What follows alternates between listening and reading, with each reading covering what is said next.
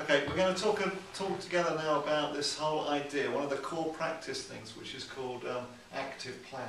And I know, interestingly, quite recently we've changed the title of this aspect of practice. Yeah. And we originally had this other thing, which is sort of complex care planning, and that doesn't really capture it. We've now come up with this idea of active planning, which, do you want to start by trying to get some flesh on what do we mean by this? Okay.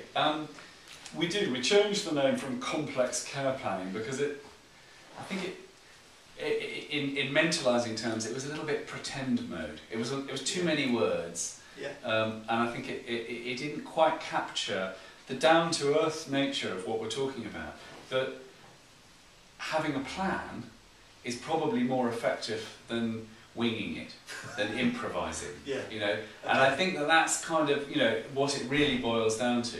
And the way I would see active planning, and as we are sort of developed the idea, is that there's kind of both sort of short-term aspects to it, and then there's longer-term aspects to it. And what I mean by that is the short-term version of active planning is in a very kind of specific way, really, working out how are we going to use the next 15 minutes or the next 10 minutes. And the classic example of that in our work is this way we have of people exchanging information in a useful way in a conversation about a piece of casework, which we call thinking together. And that would be really the first part of that, the first stage of thinking together we call marking the task.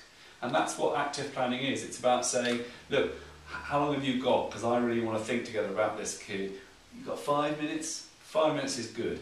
What I need in the next 5 minutes is just a plan that's going to get me through at least till the next, 2 hours' time. Okay.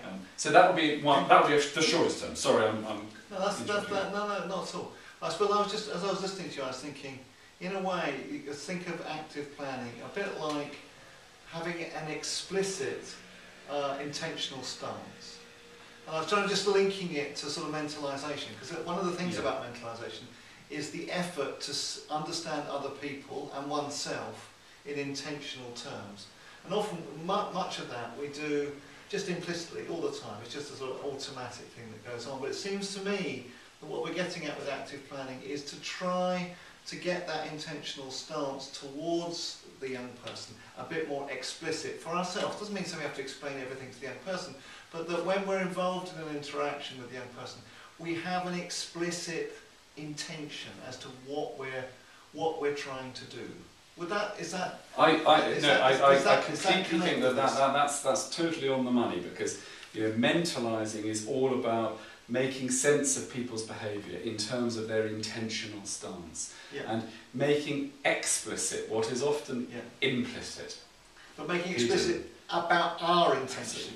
Because you can mentalise another person, but you can mentalise yourself. It's the same bit of brain that does that task. Yeah. And we're trying to mentalise ourselves when we're doing this active planning. What am I here for? Why am I doing this? What am I trying to achieve by doing this?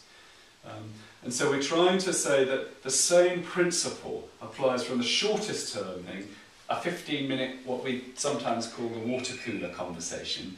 Yeah. How do you make use of that conversation over the kettle or the water cooler about a young person that I'm worried about, through to maybe, rather less short term, but, over the next few hours, what's my plan for this session? Yeah. Today, I really think I ought to try to focus on this young person's anxieties about using public transport.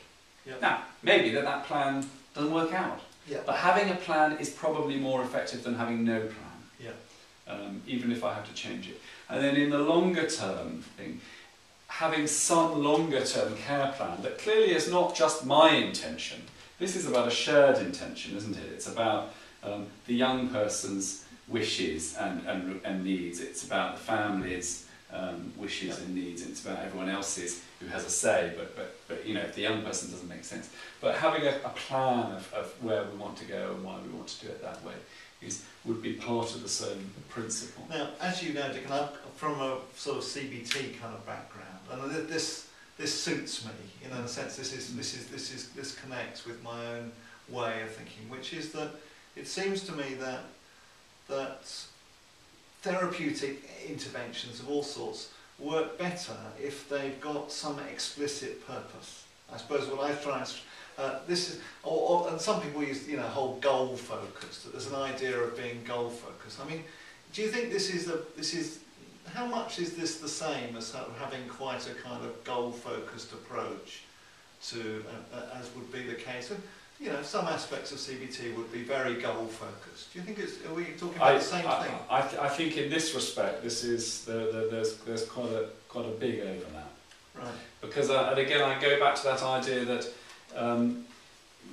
mentalising work is very often the sort of laying down the first paving stone on the road towards something that is therapeutic. Yep. And that it's very difficult to mentalise without some sort of structure in place. But I guess one of the things that might also be the case for the young people we work with this approach is that if you ask them right at the beginning of trying to establish work with them actually what their goals were or how they wanted their life to be better, they often really can't tell you. You know, it's actually, you know, that actually the sort of idea that you just sort of start up intervention by let's clarify the goals and off we go, which is a bit of a stereotype of CBT, but it can be a bit true. Is that for this, as you say, there's a lot of work that has to happen before that. That often there's a lot to do before a young person can reach that, and maybe a bit the same for the worker. That the worker is not that actually at the beginning the plans might be quite unclear. That's quite helpful because and perhaps it's not. I think, you know, your CBT background. You tell me if I'm right or wrong, but it's not completely un-CBT at all. But the notion of contingency, being contingent in what we do, is quite relevant. Right. And I think that's one of the reasons why we wanted to focus on this word active. Yeah. Because it's not that we make a plan and then the plan sits there as a sort of passive kind of rack that we get pinned on. It's quite an active, flexible process that we'll make a plan, but that may not suit what you need now. And one of the deals of mentalising work is that we work with the real, what's actually here.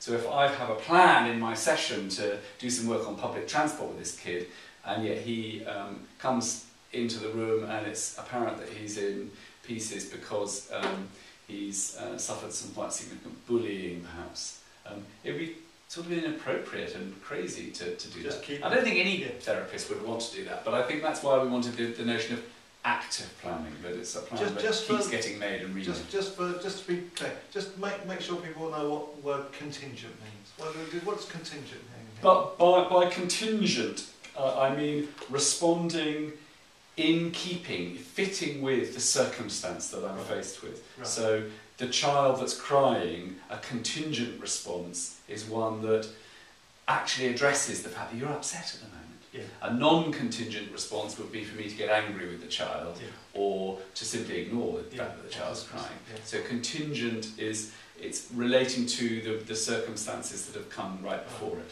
So I guess one of the paradoxes of planning is that you've got to, we'd say all the time, make plans, be clear what your intentions are, but often you're going to have to chuck them away. Often then you have to not chuck them away, but you have to adapt them in the circumstances. But that doesn't mean they're not useful as a starting point. I guess that's what we're trying to emphasise. Yes.